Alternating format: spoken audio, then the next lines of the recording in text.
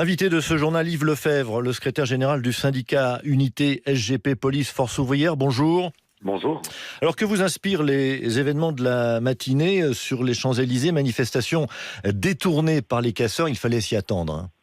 Bien sûr qu'il fallait s'y attendre. Bien sûr, pourquoi ? Parce que ce mouvement des Gilets jaunes, auquel nous avions apporté notre soutien à travers l'opération 0 PV la semaine dernière, on craignait depuis ces derniers jours qu'il ne soit manipulé et débordé par des casseurs professionnels qui, moi je vais contredire Christophe Castaner, qui ne sont pas tous issus de l'extrême droite, parce que quand je vois Ruffin qui prétend que c'est la France qui s'exprime en bas des Champs-Élysées, je dirais qu'il n'est pas digne d'être un élu de la République, le Ruffin.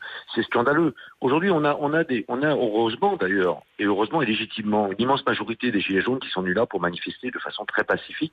On en parlait sur l'antenne il y a quelques instants. Mais on sait que ces Black Blocs étaient là pour eux, non pas revendiquer, je dirais, une diminution du prix du gasoil ou une amélioration du pouvoir d'achat légitime. Ils sont là uniquement pour casser les flics.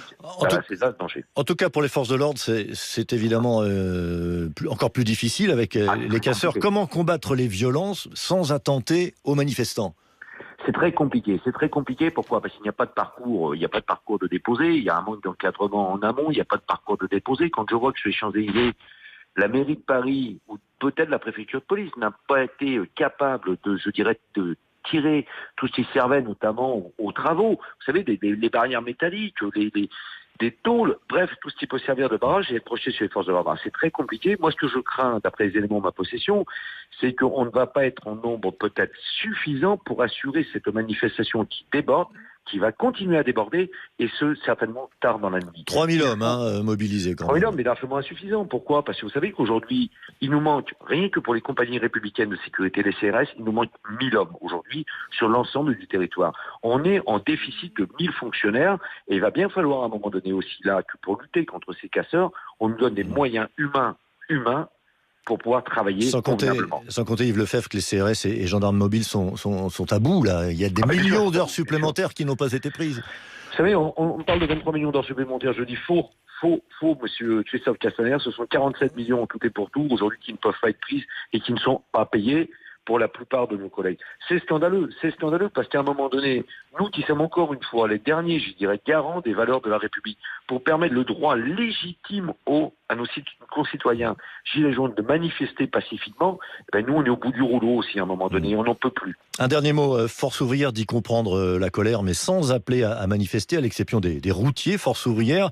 Et pourtant, quel autre moyen d'action y a-t-il ?